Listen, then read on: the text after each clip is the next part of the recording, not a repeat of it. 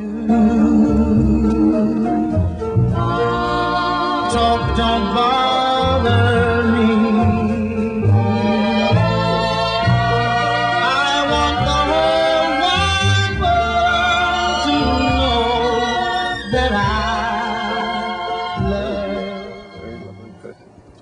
And welcome to Let Them Talk. I'm Paul DeRienzo. And I'm Miss Joan Moossy, and we have a great show for you tonight. We're looking forward. Our guest is Mark Whitwell. How do you do? And Pleased to meet you. we're going to.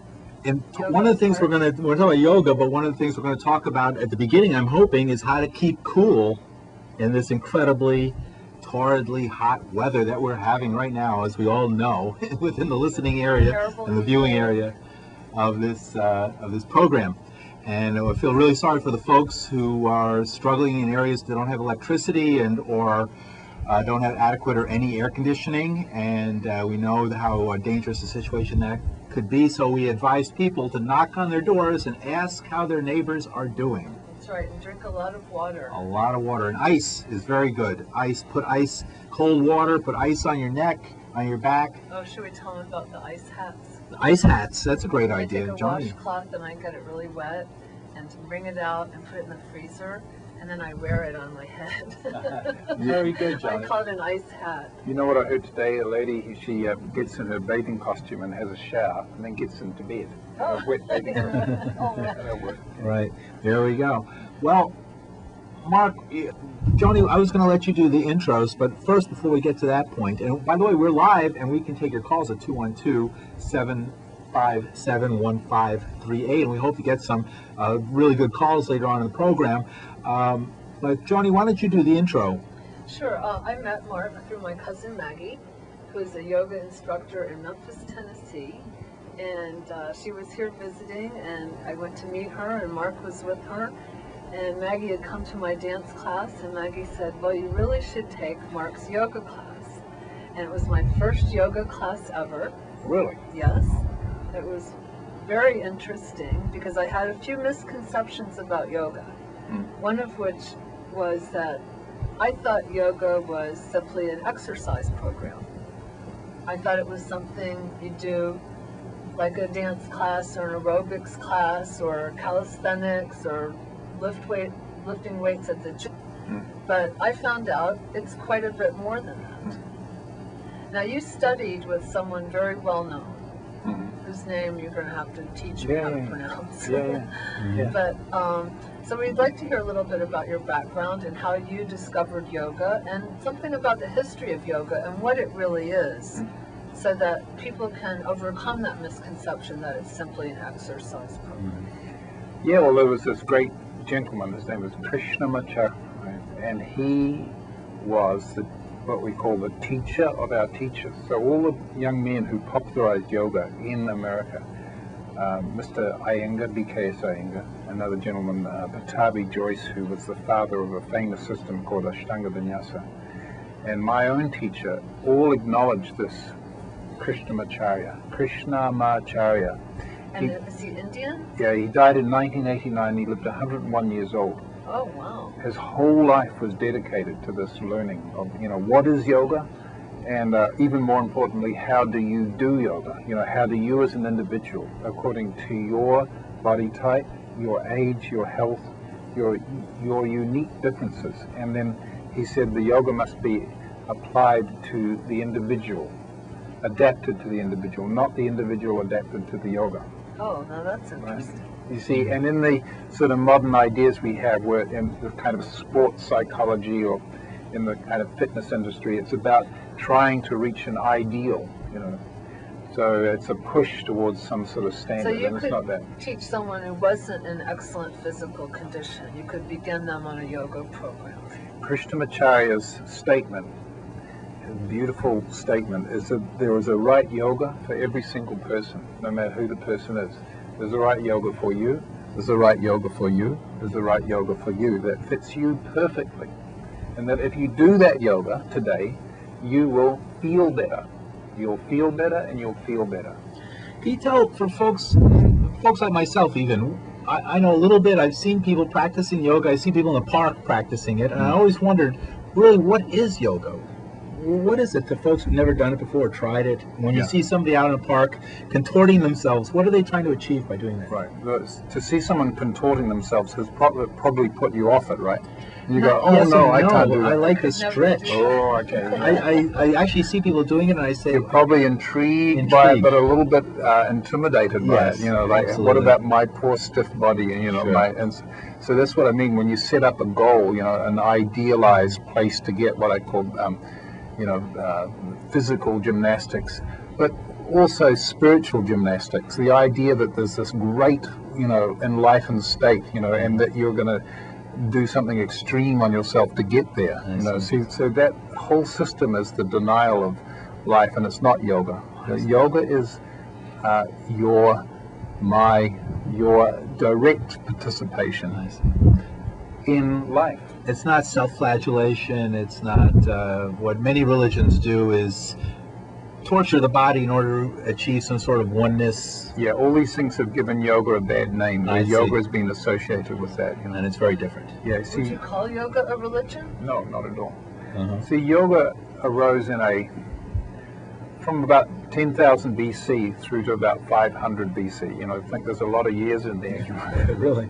It was a great ancient wisdom system that developed prior to the idea of religion as a doctrinal system, and with the invention of the written word around 500 BC. So you could write things down, and then you can proselytize with those. And so the doctrine became a sort of a power mechanism mixed up with church and state.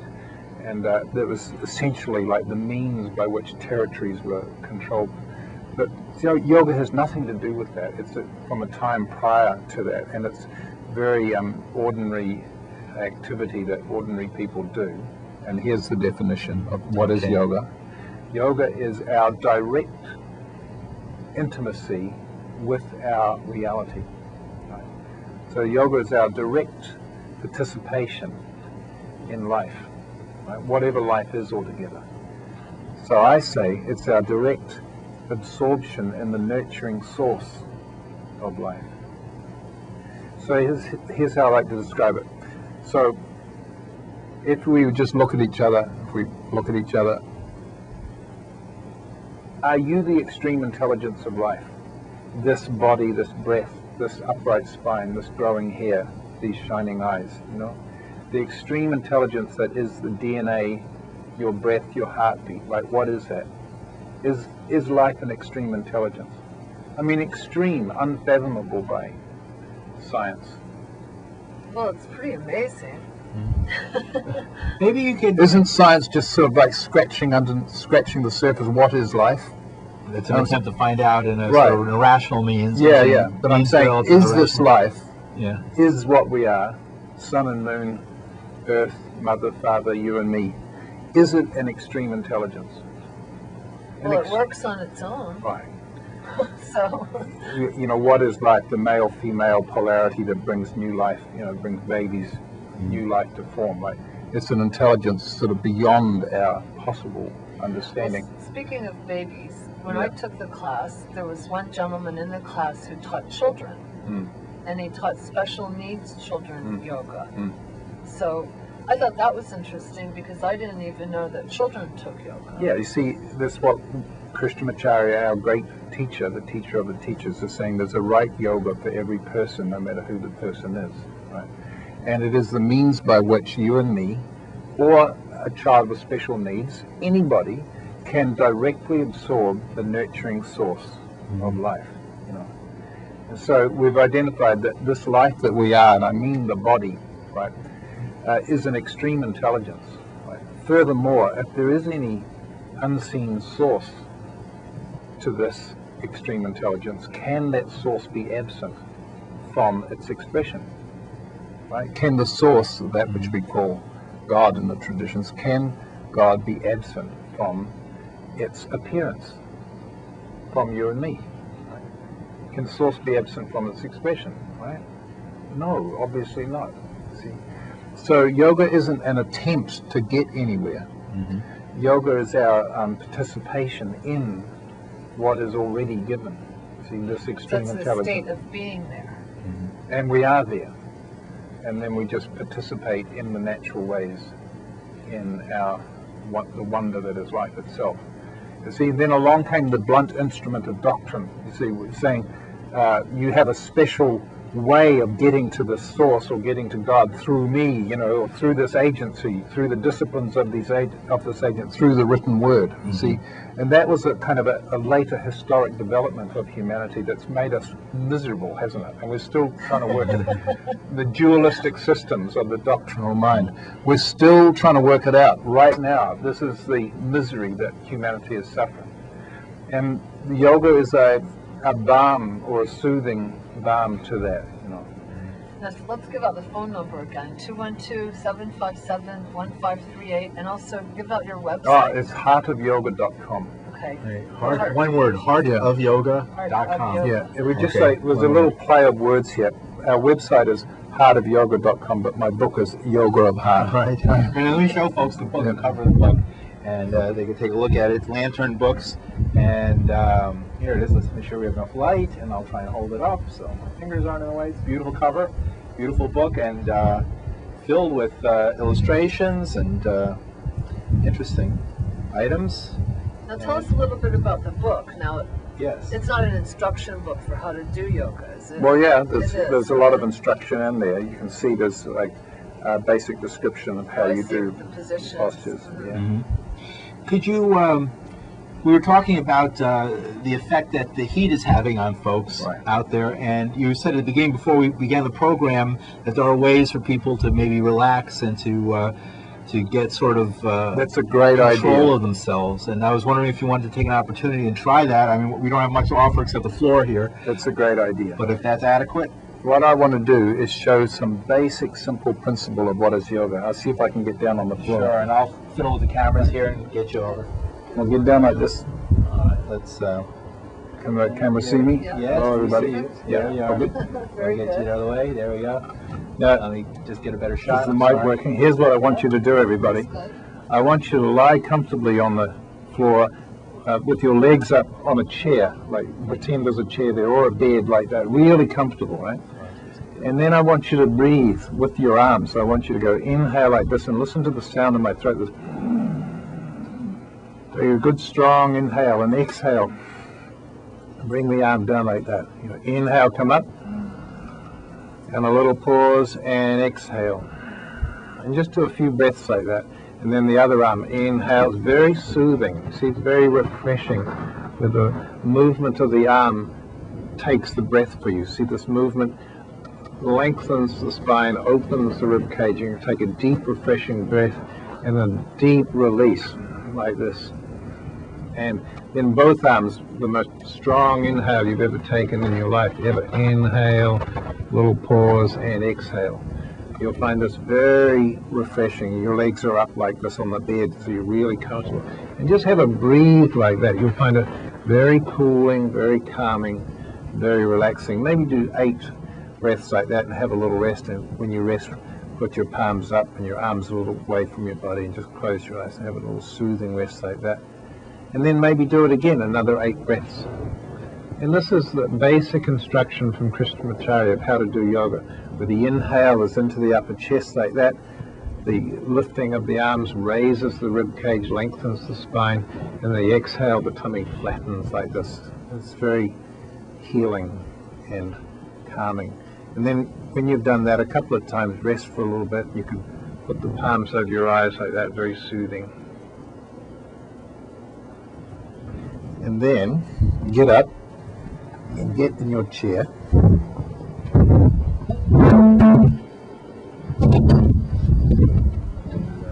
Technology. Okay, here we go.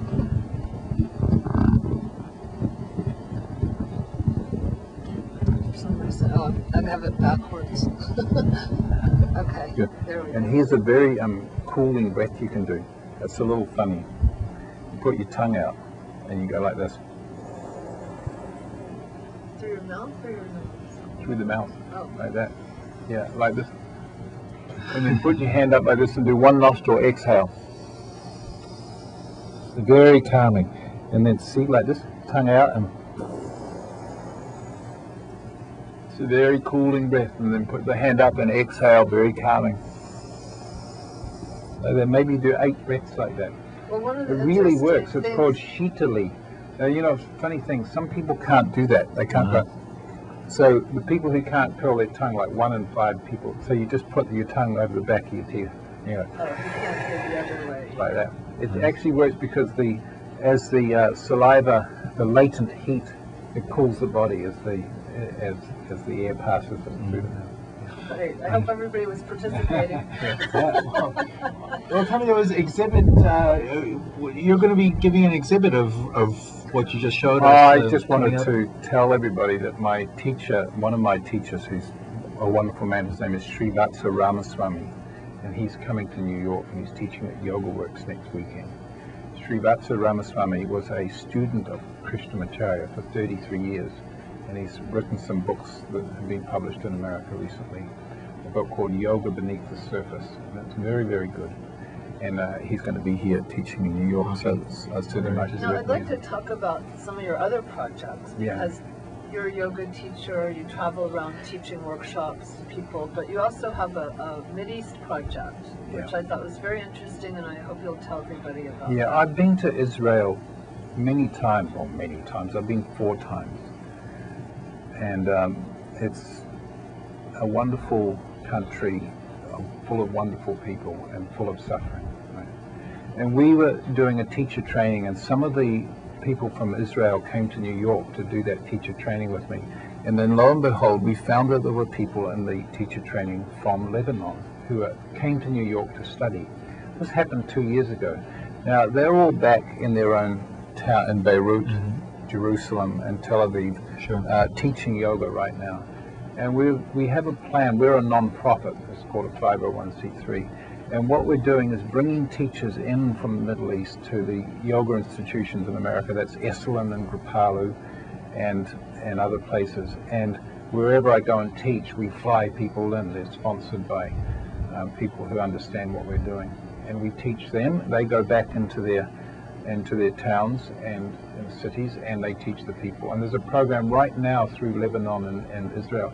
The most remarkable thing about it is these people are all friends by email and phone. They keep in touch with and yet their countries are warring with each other, and they're the dearest We were friends. discussing in a previous show that my father's family are Lebanese, but my cousin Maggie, through Right. whom we met, is Israeli citizen. Right. Right. So there's a lot of interaction that people don't realize when you just say people are at war, Yeah. people hate each other. I know. There's still a lot of interaction. Now, have you been in contact with some of the trainees since Yeah, the by trainings broke by out? email, and we keep connected, and we say we're here for you. We're here. Like soon in December, they're going to come.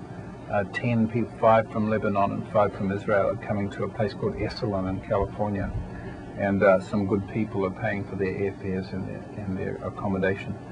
And And you've trained 10 people so far? What is your no, goal? many more than that. That spread right throughout Israel in particular, and in Beirut, there's a group of people who have been trained in these principles, and that is how to teach yoga to each and every person, no matter who the person is. Not to push them through hoops and try to get them to do silly things, spiritual gymnastics, as if God is absent. You know, none of that nonsense. But just a yoga that's right for each person. It's very healing, very calming, and very needed. I mean, in 9/11 here in New York, the yoga studios were full of people. It was a very good environment for people to be comforted Sort and of feel breathe, better. yeah, Right. be able And to beat their breathe. stress. So that need is there, but more than that, I feel it's kind of it's what humanity needs as the doctrinal wars continue and sort of work their way through, and we all suffer that for however long we have to do it. Would you like to Should try we and try take to call? a phone call? Yeah, We'll we've got try it. somebody on the line. All right, well, we had them on the line anyway. Oh, we'll Our call number back. is 212-757-1538. We're here to take your calls and to discuss yoga and how that can help folks beat the heat or beat the stress of a war going on somewhere or a terrorist attack, whatever it is. And we hope that we can help you. And we Let him talk. Our guest is Mark Whitwell. right, and who's a yoga teacher, a very experienced yoga We teacher. have a call, so And we have a we'll call. try it. You're on. Hello? Go ahead. Hello? Caller? Whoops, sorry. You're on, caller? They're not there. Nope, not there. You're on, caller? Hello? I guess that was I think it was a crank that didn't get heard. Okay. And we'll try it again. It's 212-757-1538 if you have any questions for our Let's guest. remind them of your website too. While It's we're, heartofyoga.com. okay, heartofyoga.com. And you're on. Hello? You're on the air. Caller? Maybe the phones aren't working today. It's too hot. I think it is smells too of hot. wine. You're on? No, Something's going wrong. yeah. Telephone Well, wires we'll are- try it again when somebody calls again. And so let's talk a little bit more about how you came to study yoga in the Right, first your place. personal What brought you to? Yeah, well, I have to say, like being in, like 15 years old and living in New Zealand in a sort of a middle-class town like any... And that's where you're from originally, yeah, New Zealand. Yeah, but, New Zealand... Beautiful place, naturally beautiful. Yeah, it's beautiful, Famous but, business. like everywhere is like everywhere else, England, America, New Zealand, Australia, it's all the same society. Mm-hmm. And just growing up in that society, you knew there was something more. There had to be more than what was being dished up. And the next thing you hear the Beatles and Rishikesh, oh my God, what's that about? Right. And the great work that Lennon and Harrison did, they all did. It was very intriguing. So it was the next thing I was off. I was going to India as a 19-year-old to explore what was It's on fairly offer. closer to New Zealand, India. Yeah, it's a closer trip. Yeah, Right. it was convenient to get up there and start meeting some extraordinary personalities. And when you met people, when you expressed interest, folks just invited you in to participate, or how did you? Yeah, I mean, we're talking about an ancient tradition that is actually there for humanity. The doors are open. And this is the sort of mood that we have. Our doors are open, our websites open. Like come and learn this stuff. It's very helpful. Right. This is the practical thing that you can really do to make yourself feel better. Let's try again. You're on. Hello? I don't know. Hello. Well, we'll let them stay on. I don't know if anything will work. Our phones aren't working, Yeah. folks. Sorry. Something's going You're on. on. Hello? Yes. Go ahead. You're ugly. What'd you say? You're ugly. To all of us. To all of us. We're ugly. Well, that's fine too. Ugly people have. Can do yoga. Ugly people do need yoga. I as need well. yoga. Everybody needs yoga. And that's a good idea right there. And it's very. Now I've talked to friends of mine who were very much into working out and into eating healthful foods. And I asked folks, well, when you get to be middle-aged, what's the best kind of exercise? And folks say to me, they just stop you and say, the only type of exercise, the best type of exercise for when you get to be middle-aged and worry about getting too stiff or all these kind of, is yoga. It's the best of them all. I think so because it's not an aggressive thing, although a lot of people do yoga aggressively. I mean, God, did you see that thing in the Village Voice about dying for yoga? A girl who went to the desert. See, so many people have put off yoga because it's taught in a crazy way. Well, what about the people that do like a sauna? They make the Well, room really hot. Is You that just have to be traditional, careful. or- No, there's some very dangerous things go on in the name of yoga. Right? Really? Yeah, definitely. So you've got to People be are trying careful. to take it to the extreme in the sense of extreme sports, like It's you know, all the based edge on of this, death or something. It's the confusion of how yoga has got mixed up with religion. I As see. some like extreme thing that you do on yourself to get to some extreme place, Right. which is just the denial of what we are. I'm just trying to the wonder of life, the extreme intelligence, and if there is an unseen source to this extreme intelligence, it's just clearly not absent, right? So yoga is this very natural thing that you do to enjoy, participate in the Right. given, what is already given. And it should fit naturally It's with your very own body. natural, and yeah, with your body, just moving and breathing. In It's this not like climbing inhale, Mount exhale. Everest. Exactly, it's the opposite. It's Okay. like, it's Well, the breathing aspect of it is interesting because in my dance classes and things that I've done physically, I always inhale through my nose and exhale through my mouth. But in your class, we were inhaling and exhaling through our nose. Yeah.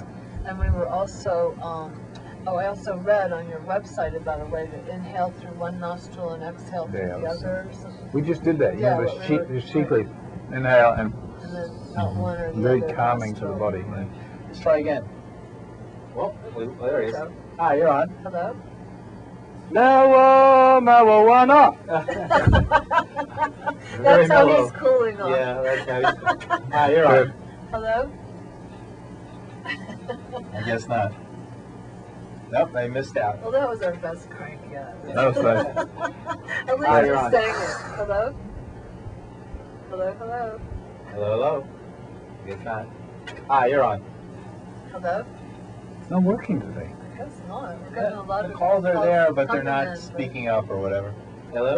They're just cranking us.